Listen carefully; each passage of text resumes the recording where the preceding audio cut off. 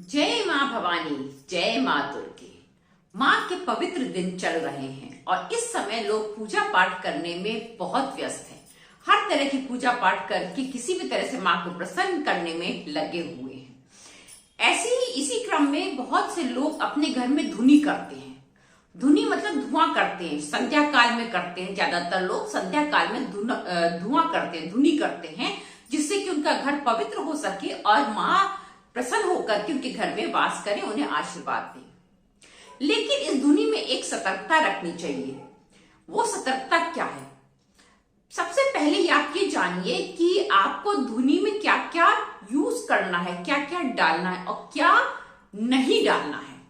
एक ऐसी चीज होती है जो ज्यादातर लोग गलत करते हैं और तर्क वितर्क भी करते हैं कि नहीं वो सही कर रहे हैं, परंतु आज मैं उसका प्रमाण बताऊंगी कि वो लोग इस चीज को प्रयोग करके सही कर रहे हैं या गलत कर रहे हैं।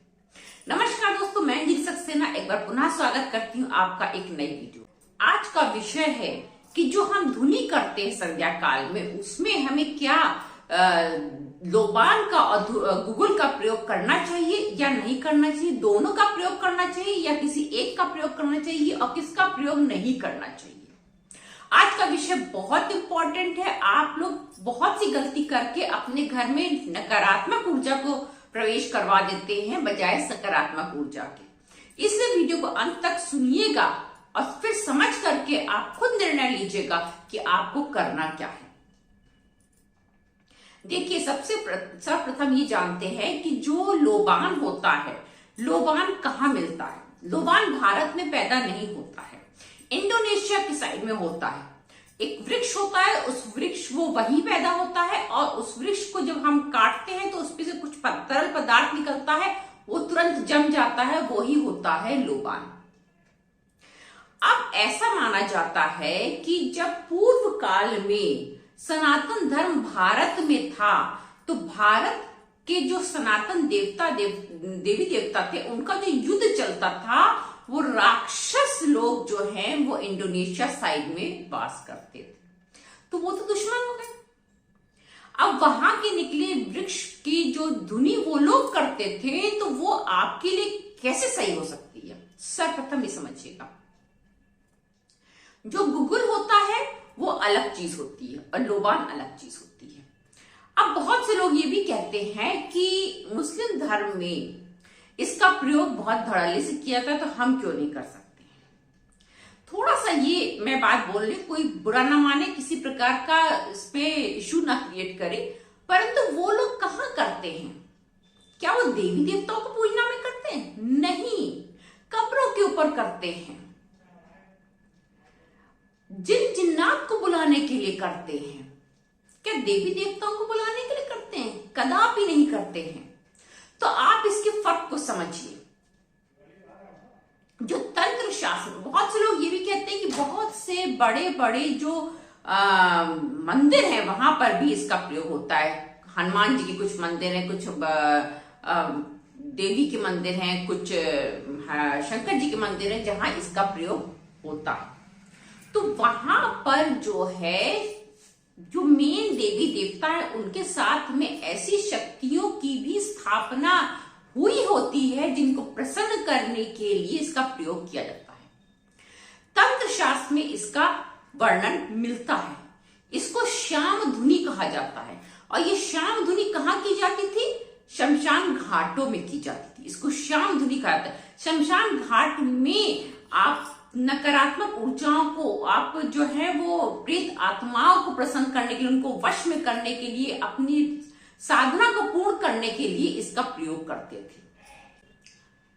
जो लोबान होता है, जो लोबान होता है, उसका प्रयोग जो है वो तांत्रिक लोग सबसे ज्यादा करते हैं, जो तंत्र साधना करते हैं, जैसे यक्षियों की साधना करते हैं और योगियों की साधना करते हैं। तो इन सब को जब महाविद्याओं की साधना करते हैं, तो इन सब की जब साधना करते थे, तांत्रिक लोग करते थे, कि साधारण व्यक्ति इन सब की साधना नहीं करता, तांत्रिक लोग करते हैं। तो तांत्रिक लोग इन लोग का इसका प्रयोग करते हैं उनको अपने वश में करने के लिए।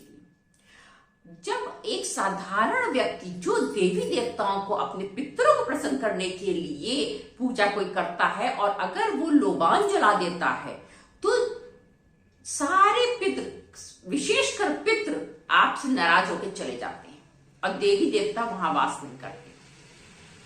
इसीलिए जिस घर में लोबान की धुनी होती है उस घर की आप ऊर्जा को कभी महसूस करिएगा, कभी पॉजिटिव नहीं मिलेगी, चाहे वो जितने प्रयास कर ले, क्योंकि वहां पर वास नकारात्मक ऊर्जाओं का होगा, जिन जिन्नातों का होगा, जितनी प्रेतात्माओं का होगा, डाकनिया शाकनियों का होगा, परंतु देवी देवताओं का, पितरों का वास वहां कभी नहीं होगा। आप धुनी करिए, गोबर का जो ओपला होता है, कंडा होता है, उसके ऊपर आप कपूर डालिए, इलायची डालिए, काली मिर्च डालिए, लौंग डालिए, तेज पत्ता डालिए, आप गुगल डालिए।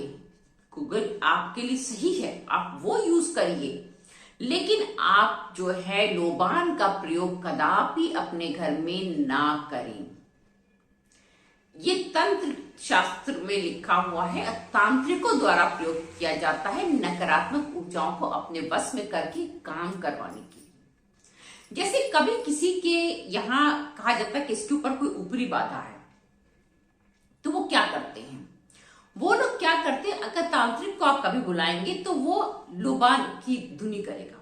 जब लोबान की धुनी करेगा तो अगर वो तड़पेंगे, निकलेंगे, तो वो समझ जाएगा कि ये देवी देवता है, और अगर वो उसके ऊपर फर्क नहीं पड़ा, वो बहुत खुश होने लगी, तो समझ लीजिए कि वो प्रेतात्मा है। इसी से वो पता करते हैं और जानते हैं कि सही में है क्या। इसलिए मेरा ये विचार है, और ये विचार सही है, कि साधारण व्यक्ति अपने घर में लोबान की धुनी कभी ना करे। इससे वो अपने घर की पॉजिटिव एनर्जीज को खत्म करके नेगेटिव एनर्जीज को बुला लेता है। फिर मिलेंगे एक नए वीडियो में एक नए विषय के साथ, तब तक के लिए धन्यवाद, नमस्कार।